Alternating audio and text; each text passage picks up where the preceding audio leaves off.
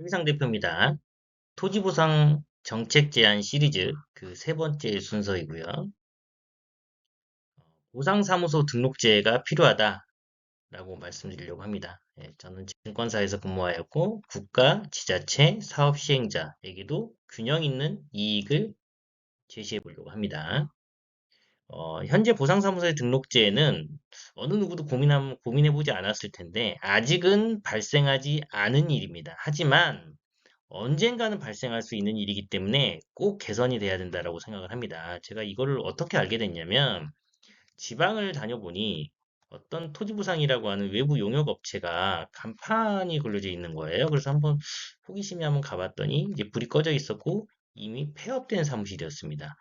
근데 제가 이제 고민을 해보니까 보통 토지보상을 앞두고 특히 지방공사나 민간 PFB가 이렇게 많이 하는데 대책위원회라고 하는 곳에서도 토지보상 그 계약을 많이 합니다. 대책위원회라고 하는 사무실이 만들어지는 것이 거의 100% 현장의 실상이고요. 그래서 대책위가 또 통상은 한두 개지만 많은 곳은 뭐 7개, 8개인 곳도 이거든요. 근데 그 대책위로 상당한 돈이 투자가 됩니다. 한번 집회를 하고 뭐 데모를 하고 할 때마다 수천만 원씩 비용이 들어가거든요. 그럼 그 돈은 어디서 올까요? 뭐 지주들의 회비로 나오는 것도 한계가 있는 거고요. 뭐 현실적으로 뭐 법무법인이라든가 세무법인이라든가 뭐 증권사로부터 나올 수밖에 없겠죠. 그러면 이 자금을 회수를 해야 되잖아요. 투자를 먼저 했으니까. 근데 이 회수가 확정 수익이 아닙니다. 법무법인도 경쟁을 해야 되고요. 대책위가 뭐 인간관계상 뭐 도와준다고 하지만 확정할 수는 없는 거잖아요. 그리고 그 경쟁의 강도가 점점 더 세지고 있습니다. 지주들은 이제 LH공사 말도 안 믿고요. 대책위원회 말도 믿지 않게 됩니다.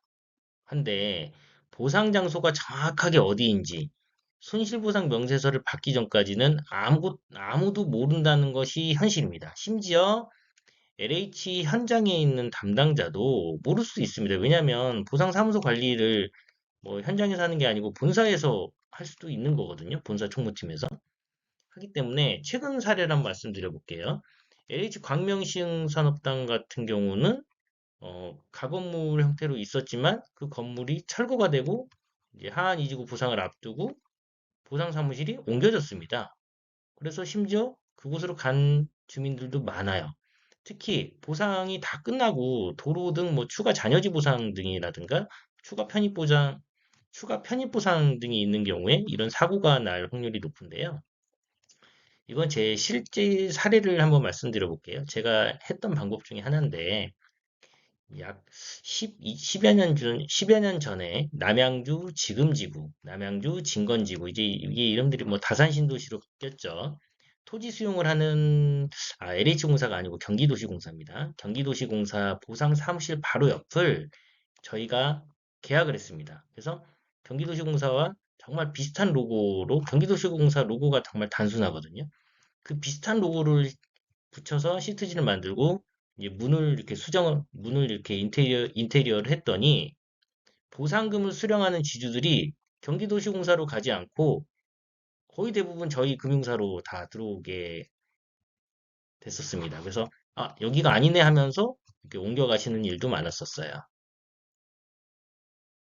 또 어떤 경우도 있었냐면 부천 오정 물류산업단지의 경우에는 지방 단위 농협이 LH에게 거의 무상에 가까운 그때 이제 빈 공실이었거든요. 거의 무상으로 제공을 하고 외부인의 출입을 철저히 막았습니다. 하면서 이제 NH 계열사의 은행, 증권, 뭐 채권, 카드 등의 꺾기가 있었던 것이 뭐 사실이었죠. 또 주민들의 편의를 위해서 지방이나 민간 PFV는 이런 게 많은데 현장에 보상사무소를 게시하는 경우가 많습니다. 또 대책위 사무실이 보상사무소가 되는 경우도 많습니다. 공공 SPC 성격의 PFV는 더 심각하고요. 민간사업자도 역시 더 심각합니다. 지방공사로 내려갈수록 보상에 대한 경험이 좀 적기 때문에 외부 전문가들에게 의존하는 경향도 좀 있고요. 보상 사무실이 확정이 꼭 돼야 됩니다. 왜냐면 보상 사무실을 비슷하게 보상 시점에 만들어 버리거나 아니면 보상사무실이 갑자기 이동을 하게 되면 큰 문제가 발생할 수 있는데요. 그래서 보상사무실을 사전에 등록하고 관리해야 한다라는 게 제 주장입니다.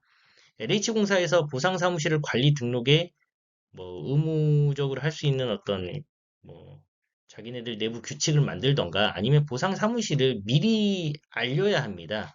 장기간에 걸쳐서 그 시설이 있어야 되고요. 유사 시설이 생기는 것을 금지하여야 합니다. 대책이라든가 금융사 등을 믿고 보상사무소를 개설하면 안 되겠죠. 대책위에서 사고가 발생할 수도 있고요. 금융사에서는 금융 꺾기 등이 발생할 수 있습니다. 어떤 것들이 문제가 되느냐 한 가지만 예를 들어 볼게요. 보상이 막상 시작이 되면 소유권 이전 등기에 필요한 서류를 모두 챙겨가지고 지주는 옵니다. 한데 엉뚱한 사기사무소가 만들어지게 되면 그곳에 LH가 아닌 그곳에 토지를 양도할 가능성이 높아집니다. 왜 그러냐면 토지보상법상 사업 시행자를 믿고 2, 3주 후에 보상금을 수령하는 구조이기 때문에 그래요. LH공사 등을 믿고 양도에 필요한 서류를 모두 다 넘긴 다음에 기다리는 겁니다. 돈을 그때 받는 게 아니고 2, 3주 있다가 돈을 받기 때문에 서류를 다 넘긴 상태에서 기다리다 보면 이렇게 보상 사무실을 가짜로 만드는 사람들이 곧 나올 수도 있다. 그래서 등록제가 필요하다라고 저는 주장을 합니다. 현실적인 방안은 다음과 같을 것 같아요. LH가 전국에 있는 사업소에 보상사무소를 상시로 제공하는 겁니다. 전라도에 거주하고 있는 분이 뭐 경기도 예를 들어 용인 반도체 국가산단 보상을 해야 되니까 와야 되고 뭐 서류 발급하고 보상 접수하고 이럴 필요가 없어요. 오는데도 시간이 오래 걸리고 서류 발급하고 또 다시 보완하고 하는 절차도 오래 걸리거든요.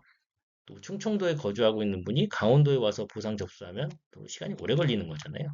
또 12월 달하고 1월 달은 양도소득세 때문에 보상이 한꺼번에 몰리게 돼 있어요. 보상 현장이 과부하가 발생하게 됩니다. 해서 LH 등은 보상을 많이 하기 때문에 이 상시 점포를 만들어서 거점에 상시 점포를 만들게 되면 언젠가는 발생할 수 있는 대규모 사기를 예방할 수 있을 것 같다는 생각이 듭니다. 또 현장에 구체적인 상담이 필요한 경우에는 요즘에는 이제 어, 기기 장치들이 워낙 발달되어 있으니까 원격 화상 시스템도 갖추면 더 좋을 것 같아요. 물론 등기는 현장이 필요하기 때문에 현장에서 해야 되기 때문에 서류는 이제 이렇게 왔다 갔다 해야 되겠죠. 법률 사항이나 어떤 LH 내부 규칙으로 보상사무소를 금융사의 점포 등록과 유사한 방식으로 진행하면 사고를 좀 예방할 수 있지 않을까라는 생각이 듭니다.